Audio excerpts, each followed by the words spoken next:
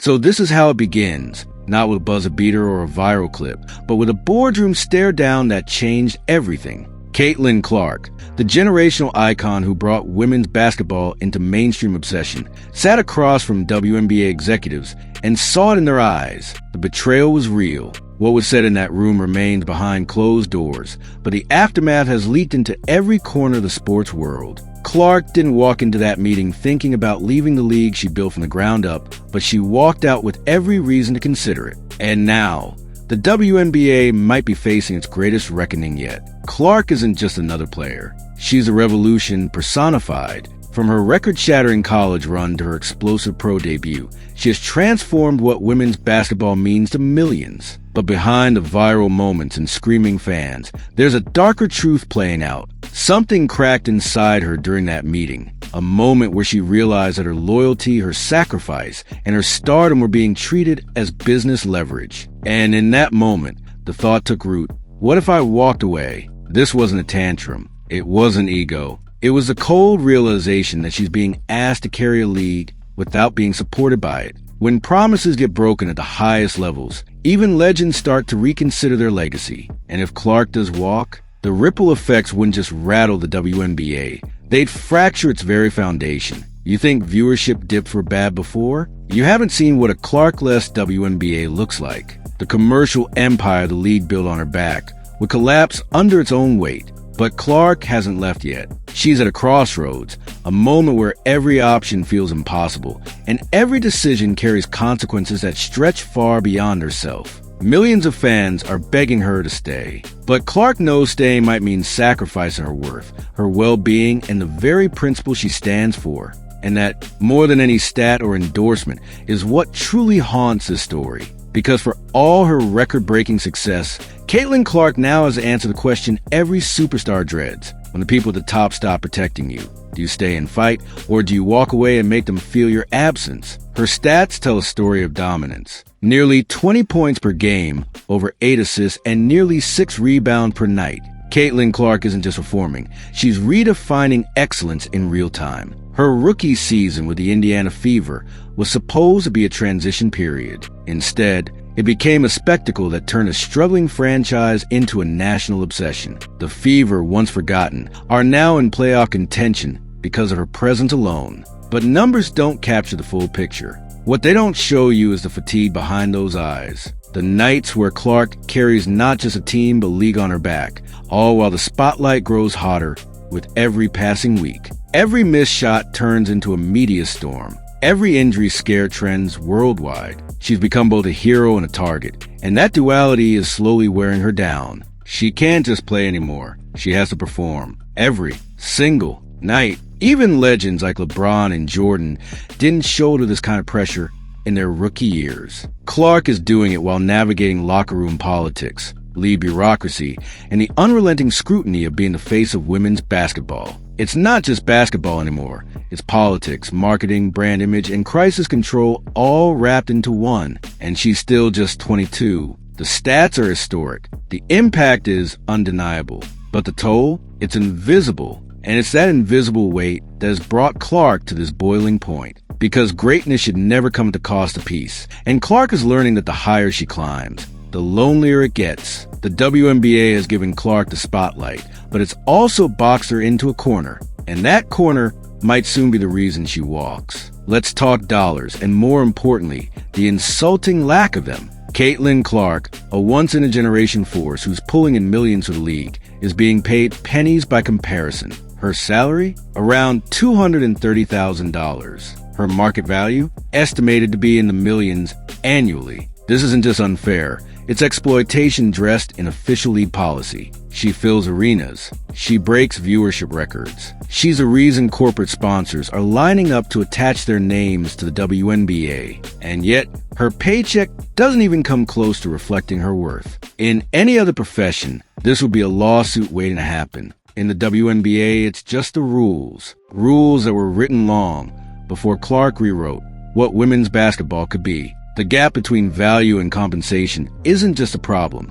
it's an existential crisis. How do you ask someone to carry your league when you won't even pay them what they're worth? That question has gone unanswered for too long. And Caitlin Clark is now, daring to ask it, louder than anyone ever has. And that, right there, is why the situation is so volatile. Because if the league doesn't figure this out fast, they're not just going to lose Clark. They're going to lose every future star who realizes their paycheck doesn't match their power. This isn't just about one player. It's about a system cracking at the seams. And those seams, they're beginning to burst. Clark isn't free to make a move. Not even close. Her rookie contract changed at Indiana for years, thanks to restrictive clauses, team options, and a CBA that's now embarrassingly outdated. While NBA stars and command trades restructure deals or leverage their value, Clark is locked into a deal that undervalues her and restricts her from even exploring better options. She's a superstar in a cage. This isn't freedom. It's corporate control dressed up as standard procedure. And it's why Clark, despite her massive impact, finds herself staring at walls instead of open doors. The system wasn't built for someone like her. It was built to maintain control over players who were never supposed to become bigger than the league itself. Now, Clark's mere existence has exposed how flawed the system really is. And as legal experts weigh in, the whispers are growing. Does the WNBA have a lawsuit brewing in its own house? Because when one player generates more value than entire franchises and still has zero mobility, that's not just wrong. That's unsustainable. The league can't keep pretending this is normal. Not when the world is watching. Not when fans know their favorite player is being suffocated by red tape. And not when Clark herself is clearly reaching a point where silence is no longer an option. If she speaks, truly speaks, it won't be subtle. It'll be seismic. Now here's the part no one wants to admit. Caitlin Clark has options. Real ones. Leagues across Europe, Australia, and Asia are ready to write her a check that puts the WNBA's offer to shame. We're talking six figures, tax-free benefits, luxury accommodations, and a whole lot less stress. Over there, she wouldn't be a pawn. She'd be a queen. International teams have been scouting her for years. And now, they smell blood in the water. If Clark walks away from the WNBA, there will be no shortage of suitors ready to give her the crown she deserves. These leagues aren't just better paying. They're often more respectful of the player as a whole person. No daily media circus. No broken promises. Just basketball. And for someone like Clark, that's starting to sound like heaven. She's already built her brand. She doesn't need the WNBA to stay relevant. If anything, the WNBA needs her more than it's willing to admit. Imagine the headlines. Caitlin Clark signs in Spain. Clark leaves WNBA for better pay in Turkey. Australian league lands global superstar. These aren't hypotheticals. They're imminent possibilities. And for the WNBA, it would be a catastrophic blow. Because this isn't just a player leaving a team. This would be the league's golden goose walking away and taking an entire next generation of stars with her. Once Clark makes the jump, she won't be alone. Others will follow. Why? Because she's proving there is a better way. Clark has a leverage, more than any woman in basketball history. She doesn't need to beg for better treatment. She can demand it, and if she doesn't get it, she can walk, with global suitors lining up outside her door. The moment she publicly entertains the idea of leaving, international leagues will throw record-breaking contracts her way. Private jets, fully furnished homes, personal chefs. This is the kind of treatment male athletes have enjoyed for decades. And for Clark, it's finally within reach. But the move wouldn't just be about luxury. It would be about respect, about being valued for more than just jersey sales and camera clicks. Overseas, Clark wouldn't be the marketing puppet for a league trying to climb out of obscurity. She'd be honored as a generational talent. And that respect, that recognition, might be worth more than any dollar amount. The message would be loud and clear. I gave everything, and they still chose to use me instead of lift me. And in walking away, Clark would send the kind of shockwave that forces change. Not just for herself, but for every woman coming up behind her. Every high school girl dreaming of going pro. Every college star on the cusp of greatness. Because sometimes the only way to save something is to leave it behind. But here's the twist that would make this story legendary. Caitlin Clark doesn't even need basketball anymore. Not to make money. Not to be relevant. Not to be remembered. She's already transcended the game. At this point, basketball is just one of many platforms she can dominate.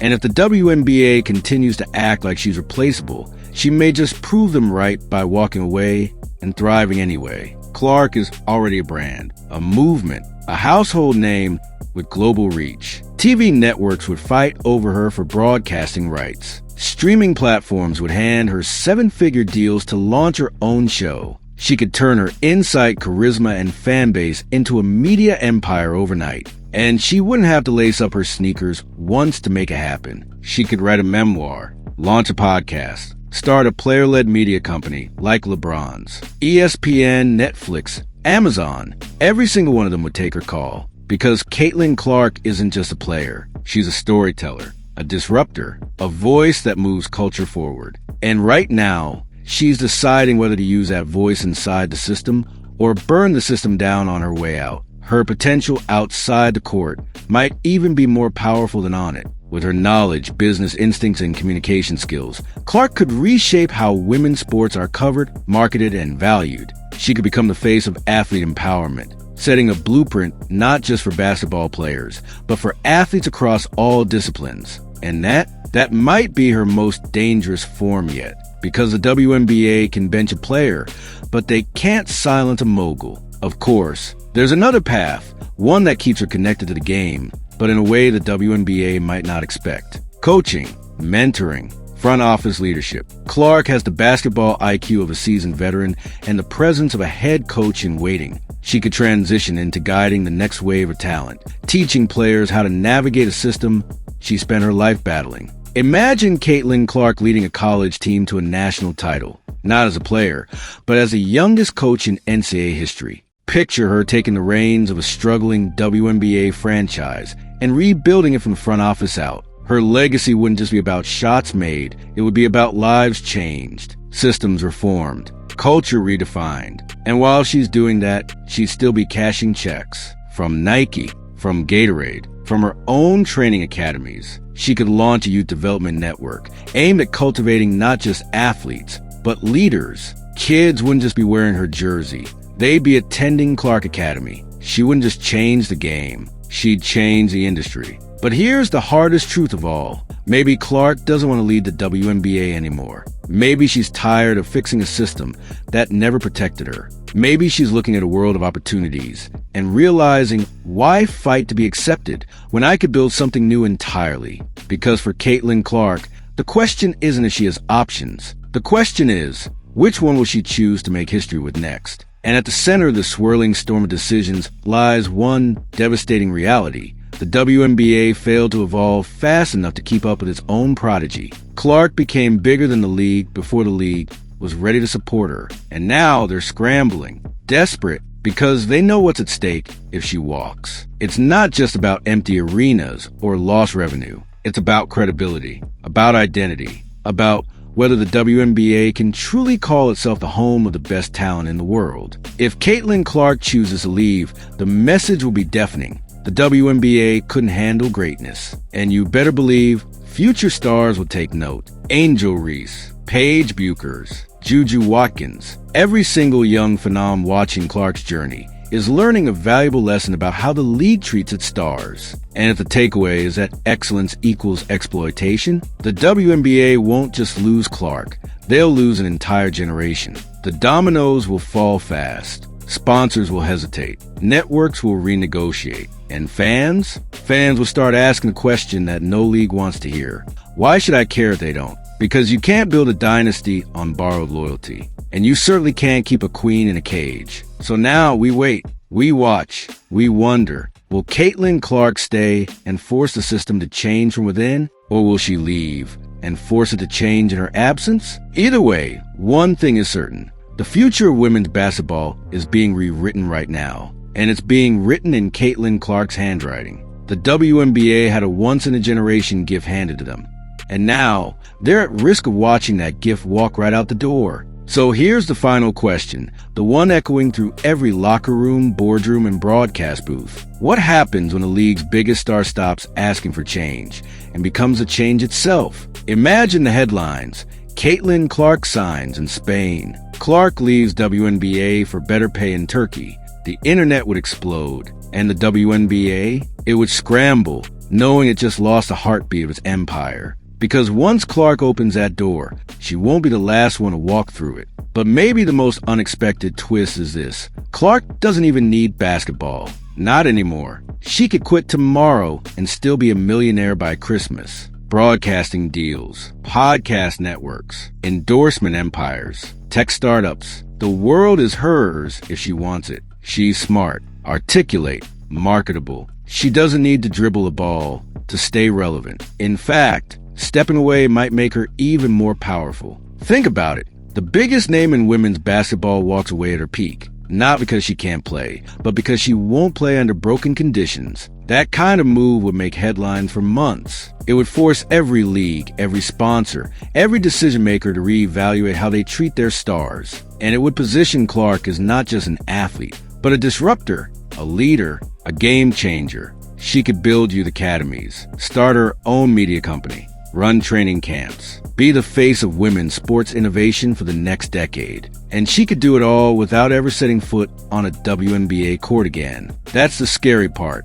For the league, not for her. Because for Caitlin Clark, the exit strategy already exists. All she has to do is walk through it. And maybe, just maybe, that's what the league fears most.